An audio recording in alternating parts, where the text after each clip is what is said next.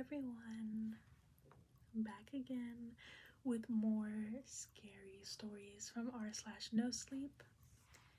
So grab a snack, grab a little bev. This is my bev today. Just sparkling water. I'm a sparkling water girl, okay? And let's get started.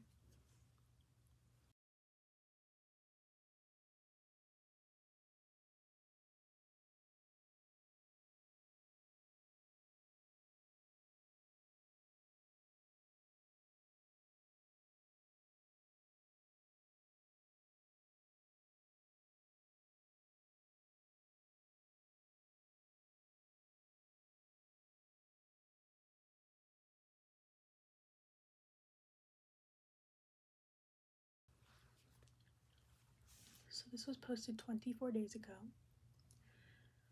and it's titled, "My Neighbor Has Been Beckoning My Children from His Window at Night." I, 33 male, live in Texas with my daughter, Alicia, 8 female, and my son, Jay, 4 male. Their mom has been out of the picture for the past 2 years, not dead, just a piece of shit, and I managed pretty well as a single father. The 3 of us lived in a 2-bedroom in a nice neighborhood. I've got a solid job and the kids are thankfully healthy.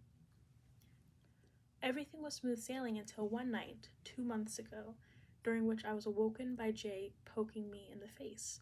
He was sobbing violently, though I recognized it as the "I'm afraid" kind of crying opposed to the "I'm hurt" kind of crying, which made me a little less worried. Jay's always been nightmare prone, so I assumed that's what was causing him distress. When I asked him what was wrong, though, he said, "The man in the next house is making scary faces at me." I'd heard my fair share of Jay's stories about monsters terrorizing him from the dark corners of his bedroom, but this was something new.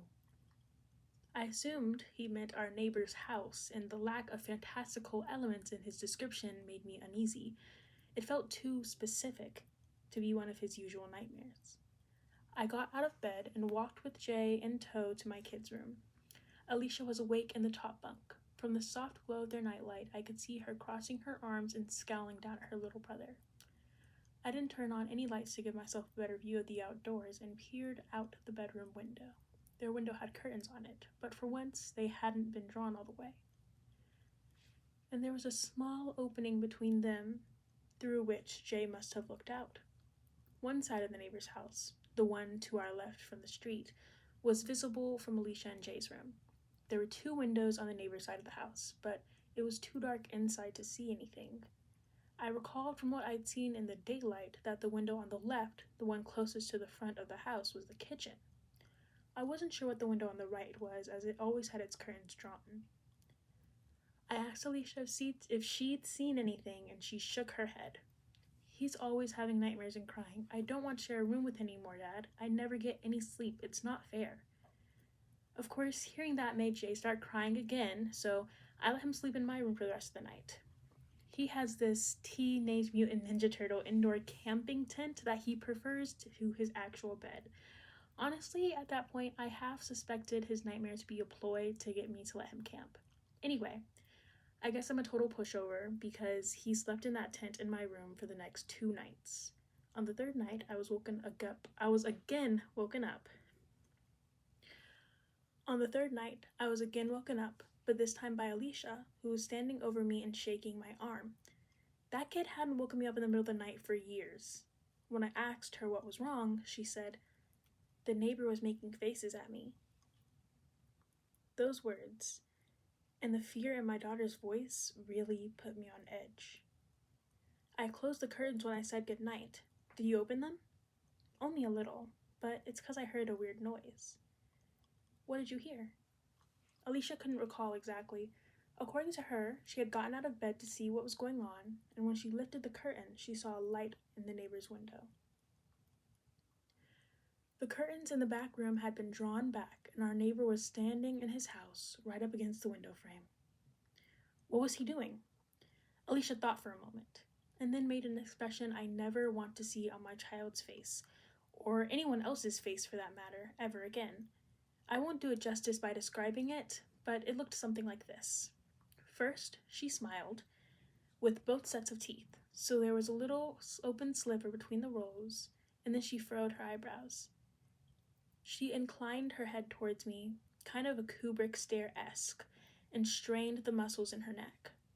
The worst part, though, was what she did with her hands. She held out her left arm, forearm up.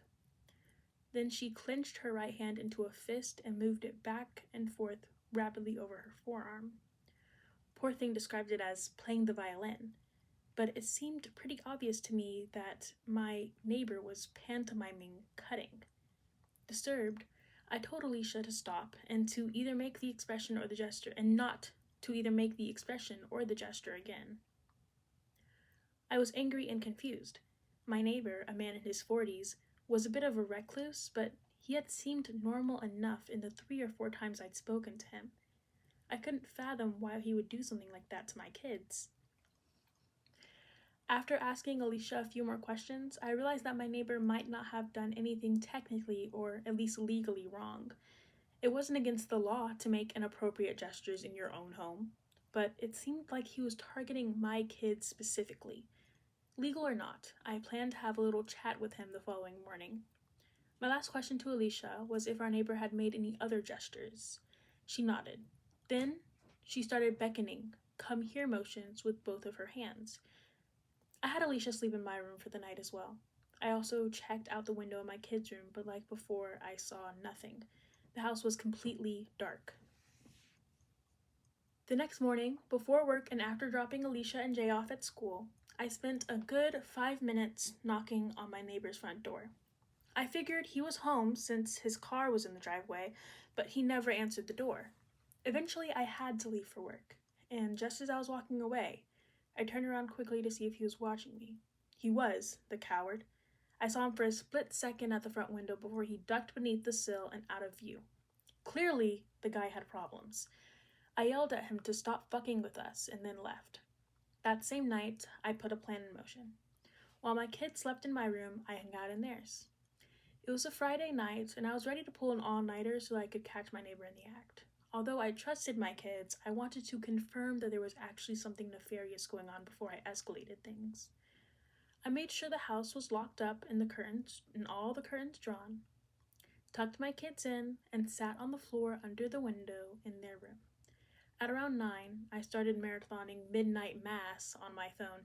I didn't want to wear headphones and miss any strange sounds, so I kept the volume low and mostly read subtitles. At midnight, I started to hear strange sounds. Like Alicia said, it's a bit hard to describe. Best I can do is say that it was this low, repeated clicking sound. You know, the ch-ch sound you make to beckon a horse? It was something like that. All I knew is that the sound was undoubtedly coming from a person. After a few minutes of this, the sound switched to what I think was supposed to be a whistle, but it came out all wrong, like someone sucking breath in through their teeth. The sound was so crisp that my neighbor's window must have been open, which was an unsettling thought given that there were only around 15 feet of space between our houses. Certain that the neighbor was at his window, and that was my best chance to see him, I stood up and pulled the curtains back in one motion. I saw him right away. There was a dim light on in his room, allowing me to see that horrible expression Alicia had made the night prior. It was one thing to see my child's recreation, but it was far more frightening on an adult. His window was indeed open, and his arms were stuck out into the cold night, violently swiping against each other in a grotesque mimicry of self-harm. When he saw me, and realized that he was looking at another grown man and not some poor child, he stopped his erratic motions. His cartoonish grin faded, and another, more genuine emotion settled on his features: rage. The man grabbed the window and slammed it shut, then closed the curtains with the same forcefulness. I let my own curtain fall. I was a little shell-shocked, I think. Of course, I was perturbed by the sight of the man, by his face and his movement, and the fact that he'd been doing all that for who knows how many nights in an attempt to frighten my kids. However, another detail stuck out as even more concerning to me, which was the fact that I genuinely wasn't sure if the man I had just seen was my neighbor. I'd seen him so few times in the years I lived in that house, and I was having trouble conjuring up his face. I sat on the floor for a minute, my blood thundering in my ears. I definitely had enough evidence at that point to call the cops, right? Just as I was about to pull out my phone, I heard a tremendous smack against the glass of the bedroom window. After a brief hesitation, I pulled the curtain back again. There were no lights on in the neighbor's house, and there was also no one outside from what I could see. I pulled the curtains back a little further and saw a handprint in the top corner of the window pane. It's worth noting that our house is on a raised foundation, and that particular window is very tall, so even though the window is on the first floor, the man outside would have needed insane vertical to get his hand up there. I pulled out my phone and dialed 911. As I explained the situation to them, I quickly walked around the house to see if I could catch a glimpse of the man. My last stop was my bedroom. Once inside, I locked the doors and, while still on the phone with the operator, took out my handgun from the safe of my closet. My heart was beating out of my damn chest, but I knew I had to stay calm, even more so when I saw that Alicia was awake and looking out of the tent at me. I reassured her in as few words as I could, whispering that we were okay, but we had to stay very quiet. I sat on the edge of my bed, my firearm ready and my ears straining. My kid's tent was in the corner, and to the left of the tent, in the middle of the wall and directly across from where I sat, was a window.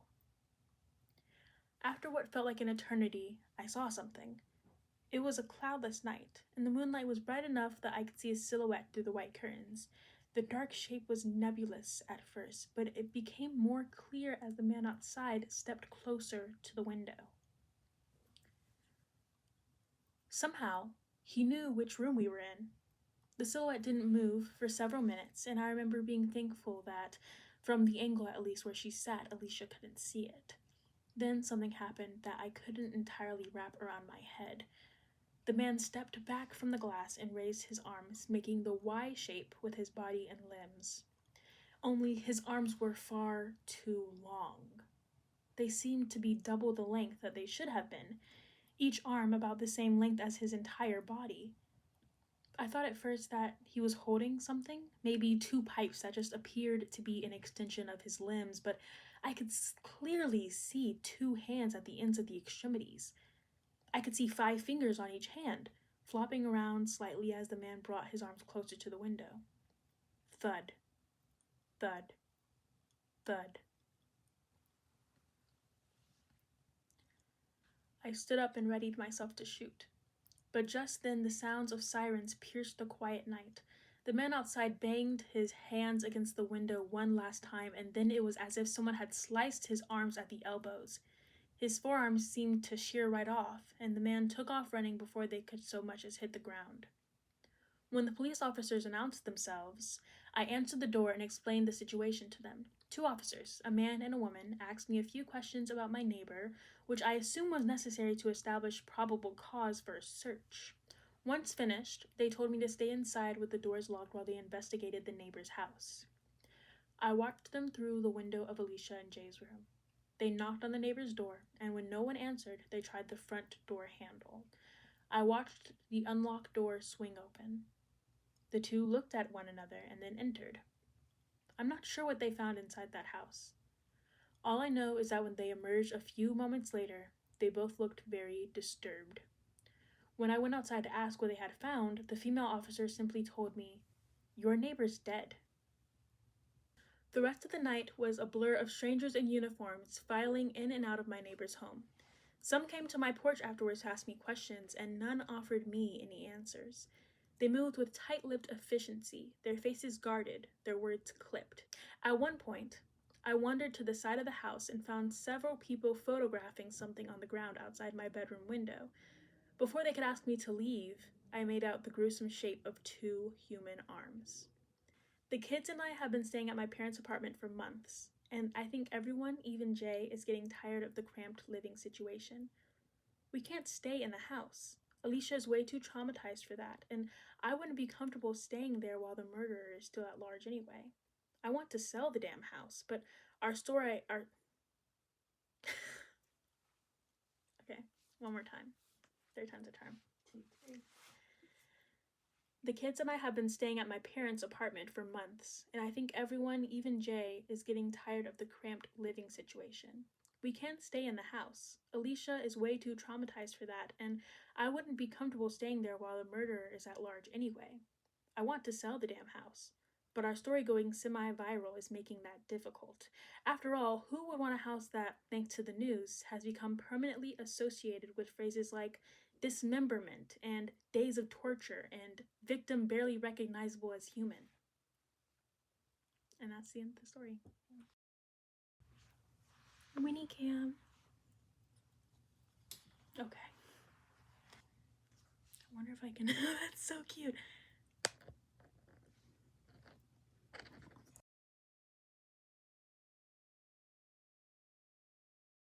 Our second story of the video. This is your chance to grab a snack. 5, 4, 3, 2, 1. Perfect.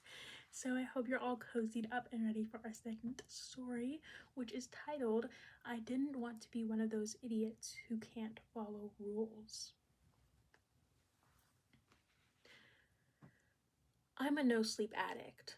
Especially these days, with nothing else to fill my time, I spend endless hours scouring new and then the archives for stories that I haven't yet read. My favorite are the rule stories. You probably know the kind. I'm a night shift guard at an abandoned mall, and someone left me a strange list of rules. The OP never takes the rules seriously at first. Inevitably, something creepy happens, and they panic and break one. I always thought that it would be so simple for me to follow the rules by just keeping a clear head. My chance to prove myself came unexpectedly. Hey, are you still looking for a job? Tony, my roommate, asked me over dinner one night. Uncle Mike is looking for an overnight warehouse manager. I hurried to chew and swallow a mouthful of spaghetti. I don't have any management experience, I said. Tony waved his fork dismissively. The title's just for show. All you'll be doing is keeping an eye on the warehouse. Make sure no one breaks in and stuff. What's the pay? $25 an hour. I choked on a piece of onion. As I took a gulp of water, massaging my throat, it occurred to me that Tony was doing me a favor. We'd gotten close over 2 years of living together, and he knew that I needed money in a bad way. Where do I sign up? I joked. The next day, an Uber dropped me off 9 p.m. sharp at the warehouse address. The warehouse was an ugly concrete building, nestled between a junkyard and a shuttered dentist's office. I knew it was a dentist's office because of the rotted wood sign over the door, which read, Happy Teeth, next to a chipped picture of a cartoon emoji grinning widely with a full set of realistic human teeth. I pulled open the warehouse's thick metal door and stepped inside. I found myself in a huge, mostly empty room, illuminated by strips of flickering fluorescent lights. A few wooden crates were stacked haphazardly against the far wall, next to another metal door. To my left was a small closet whose door was slightly ajar. To my right, a wooden desk with a chair behind it. On the desk lay a silvery key and a sheet of printer paper. My heart began to beat faster as I picked up the paper and read the following in large black print. Rules. 1. Lock the door behind you when you enter the building, and again when you leave. 2. Do not open the door for anyone. If they are meant to be here, they will have a key. 3. Do not go into the back room, especially if you hear voices coming from it. 4. Ignore any unusual smells. 5. Never open the crates. If they leak, there's a mop in the janitor's closet. 6. If you see a man in a blue and white striped suit, be polite to him, but do not look at his face. 7. Do not call the police. They are not on your side. 8. Do not talk to anyone who looks like a police officer. They are not on your side. Was this a prank? I tried to recall if I'd mentioned my obsession with rules horror stories to Tony before. After a moment, I decided that, prank or not, I'd do what I'd wish so many times the OPs of those stories would do. Keep a clear head, follow the rules. I took the key and locked the heavy metal door behind me. I peeked into the closet, discovering that the cramped space doubled as both a janitor's closet and a restroom, containing a urinal, sink, mop, and bucket. Finally, I sat down at the desk, pulled out my phone, and started scrolling Reddit. I was proud of myself for having avoided the obvious trap. If I had gone to scope out the back room, no doubt something would have enticed me to open the door. No, better to stay right here. Several hours of doom scrolling later, I was sitting in my chair, half dozing, when a rattling sound startled me awake. I checked my phone, 1 a.m. I heard the rattling again, coming from the front door. Someone was trying the door handle. I held my breath, staring at the jiggling handle. It occurred to me that there were no windows in the entire warehouse. No one could see in, and I couldn't see out. After a few seconds, the door handle stilled. Boom! The entire door shook as if someone or something had struck it with tremendous force. My heart jackhammering in my throat, I stood up and slowly backed away. Boom! Boom! Boom! My back hit something cold. I was pressed against the back wall. As if a switch had flipped, everything felt still and quiet again. Under my hand, I felt the rugged metal of the door to the back room. Had the sole purpose of the assault by the entity outside been to drive me towards this room? In the sudden silence, I heard something through the wall. It was faint but high-pitched, nibbling just at the edges of my hearing, swelling in volume before dying away again, over and over in an irregular pattern. It sounded like a crying baby. I fled back to my desk, my mind whirring. Could there really be a child trapped back there? Should I call the cops? At that last thought, I snapped back to my senses. My eyes went to the printout on my desk. Do not call the police. I shook my head, smiling at the implausibility of the scenario. A baby in the back room of the industrial warehouse. I needed to keep my wits about me. Nothing else strange happened for the rest of the night. I used part of my first paycheck to buy a pair of noise-canceling headphones and showed up for my second shift with them already over my ears, the noise cancellation on max. I froze as I stepped through the warehouse door. The air smelled wrong. It was coppery, like an old penny, with an unpleasant undertone that reminded me of a sewer leak, a mix of filth and decay. Coughing, I turned and locked the door. As I turned back around, something caught my eye. The crates at the back of the warehouse were sitting in what looked like a pool of tar. Swallowing down a vague feeling of unease, I went to go fetch the mop. The tar-colored substance, when I mopped it up, was gloopy, like day-old gravy. The coppery smell floated around me so strong that it almost felt like a physical thing. A mist that saturated my nostrils, my clothes, my lungs with every shallow breath I drew. Something touched the back of my head, and my headphones slid off. I spun around, sloshing dirty water everywhere. A man stood a few feet away with my headphones in his hand. He wore a gaudy suit with cream and baby blue stripes. A gold bow tie sat crooked against a stiff white collar, and his face, I dropped my glaive to the floor, trying to forget the brief impression of his glittering eyes and pale lips. His voice was soft and thin. "Are you the new overnight manager?" he asked. Yes, sir," I forced out. "No headphones," he said. "Stay alert." I bobbed my head like a fool while staring intently at his shiny brown shoes. "Keep up the good work," he said. The shoes shifted, and his clicking footsteps crossed the room, followed by the sound of the front door unlocking. Once I heard the door lock and slide back into place, I dared to look up. The warehouse was empty. I quickly finished mopping up the mess by the crates. My headphones were sitting on my desk. I sank into my chair, staring at the round black pads that soaked up the dim light.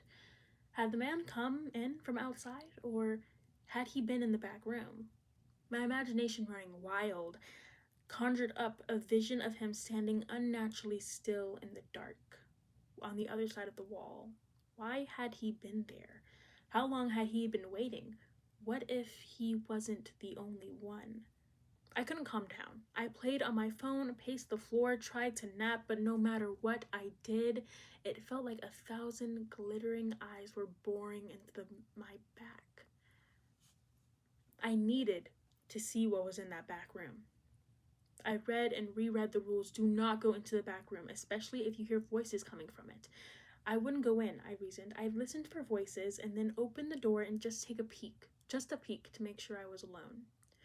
I apprehensively approached the back door, noting how solid it looked, how thick the hinges were. I pressed my ear to the cool metal and closed my eyes. I was greeted by silence, broken only by my shaky breathing. Before I could lose my nerve, I yanked the door open. On the other side was completely bare concrete room, lit by a naked light bulb dangling from the ceiling. I stared and stared, embarrassment and relief alternately washing over me in waves. Boom! I whipped around. Boom! The front door shook with the force of an unseen impact. Police! A voice shouted from outside. Boom! My eyes dipped onto the sheet of rules. They are not on your side. Police, open up! Boom! The inked words swam in my vision. Do not talk to anyone who looks like a police officer. They are not on your side. My vision exploded with golden stars. The next thing I remember is waking up in a hospital bed and being informed by a stern-faced policewoman that I was under arrest. I was too out of it at the time to follow much of what she said, but I pieced the facts together over the course of my ensuing trial.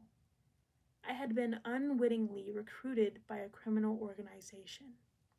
The police had been after the big boss, the man in the blue and white suit, when they blew the door to the warehouse with me inside.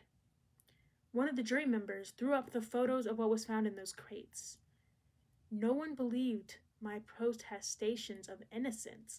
I couldn't explain why I ignored the crying, mopped up the blood. Why I couldn't describe the appearance of the man in the suit despite having been so close enough to touch him. I got 40 years without parole.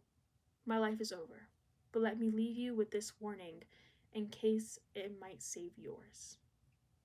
If you find a strange set of rules, don't follow them. And that's the end of that story.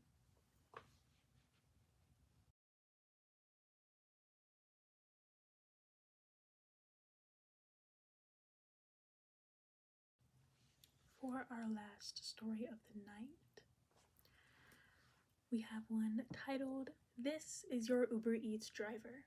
Answer, please. I'm scared." If you're reading this, I need you to find a way to contact my local authorities for me before sunrise. You're probably asking, what the hell? And very much justified. Let me start by saying my name is not important, but for story reasons, I'll go by Richie. And I was supposed to be enjoying some fucking dank burrito tacos right now at my girlfriend's, but now here I am holding a Cutco knife as I write this from the closet in her parents' bedroom. Laura's parents' mansion sits alone and secluded on the outskirts of the Dallas Metroplex, nestled in one of those rich suburban landscapes where silence is as thick as the evening fog. We are supposed to be enjoying our last few days before heading back to college, smoking, drinking, hot tub activities that aren't important. If only I had listened. No, really listened. Richie, are you even hearing me? Laura's voice cut through my distraction. I mumbled something, my attention split between her and the Uber Eats notification on my phone. "This is your Uber Eats driver. ETA is 20 minutes. Bet," I replied half-heartedly. "Thanks again." It was past 2 a.m. and Laura was drunk, White Claw in hand, mid-sentence about our communication issues from the past semester, how we never truly listened to each other. The irony here would be fucking hilarious if any other situation other than this one tonight. You don't know my rising sign or even my favorite vegetable. And it's not like I'm not telling you these things all the time. I will give her that. Babe is brash as she is chatty. Then she looked me dead in the eyes and said, "What's even the code to get into the front door?" I confidently told her I knew it, but here's the truth. I didn't. Was it 00203 or 00308? I wasn't sure, but I wasn't about to admit that. "I'm a great listener," I told her, forcing a smile.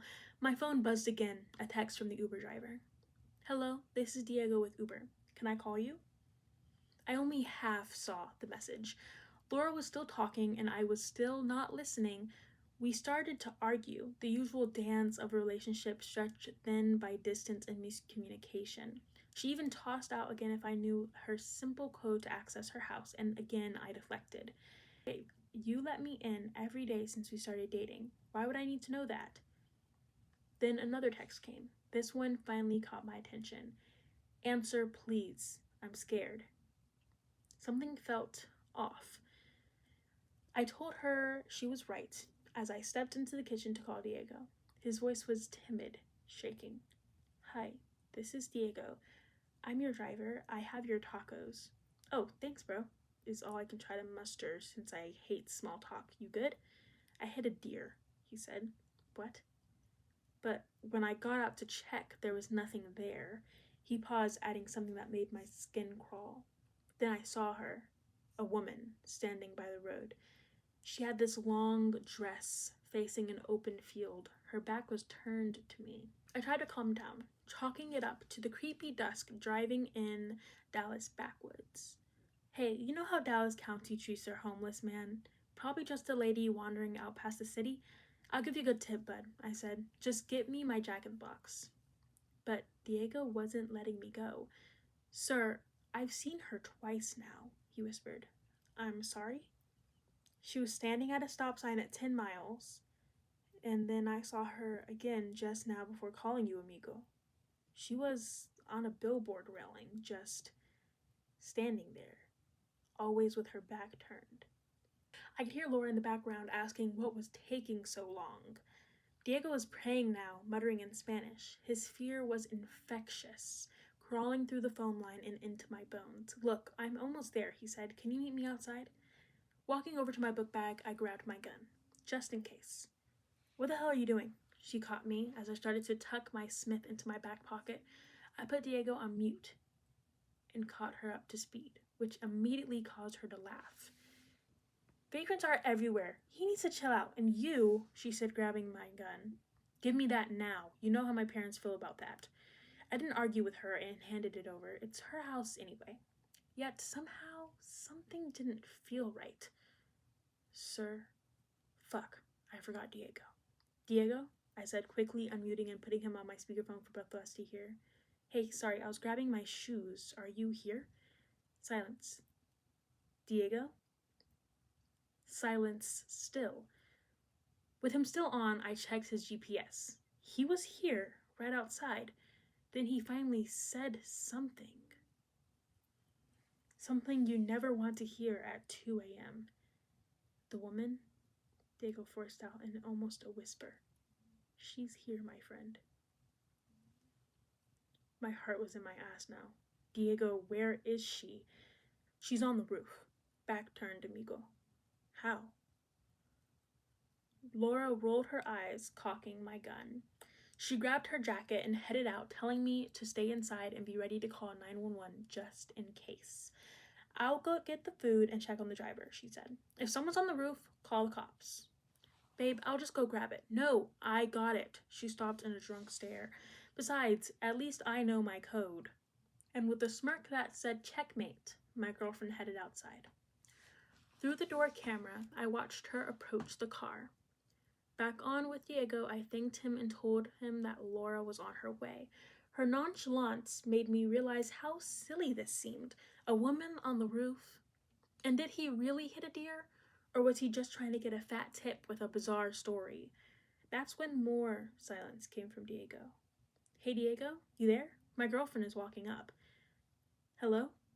I could hear Laura approaching on his phone. Is anyone... Her voice cut off. What the fuck? Did he attack my girlfriend? Was there really a woman outside? I ran for the door when I heard a laugh. Not Laura's laugh. Someone else laughing or trying to laugh and sound human? I stopped in my tracks. Something in me told me not to open the door. Diego? Silence on the other end. Diego? More laughter. Sounded neither male or female. Laura? My phone lost signal. The Wi-Fi flickered. Then the lights went out. Fuck. The only light left in Laura's mansion was the camera security panel at the front door. I ran to it, assuming it must have its own connection separate from the house. I tried the panic button in big red digital letters, but the panel was unresponsive. Yet the camera was just fine. What was happening? And there she was, on the camera. Laura, back turned to me. In the driveway, Diego's car sat with hazards blinking.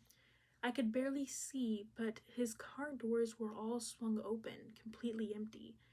Laura? I called through the door mic. Stop playing around. She didn't respond. Babe? Silence. She didn't move a muscle. Babe, communication, remember that? Not a word as the bright hazard lights flashed on and off, on and off. Laura didn't move for what felt like an hour, and then, like a puppet on a strange marionette, she lifted her hand out. The way she twisted her arm made me force myself to assume it was just a camera glitch. I heard a weird crackle as she then stuck out one of her crooked fingers and started pressing door codes. 0, 0, 0, 0, 0. Buzz. Rejected. 0, 0, 0, 0, 1. Buzz. Rejected. Babe? 0, 0, 0, 0, 3. Buzz. Rejected. Babe, do you need me to let you in? 0, 0, 0, 0, 4. Buzz. Rejected. She continued one code after the other. So here I am, in her parents' closet with her mom's steak knives. My gun was last with her. My phone will suddenly not connect. The security system is inoperational to send help, and the only thing keeping her from getting in. And I still hear her downstairs, pressing buttons. Buzz. Reject. You don't listen to me rings through my ears from every time she ever told me that since we started dating. And now I'm sitting here accepting that she was right. I could have admitted I don't listen and how I could do better, and hell, even ask her what the house code was. But look at me. 00203? 00308? I'm reeling as I try to remember. Laura knows the code to her own home. Whatever that is outside does not. And it's only a matter of time before it gets it right. And that's the end of that story. Before they could ask me to leave, just go. I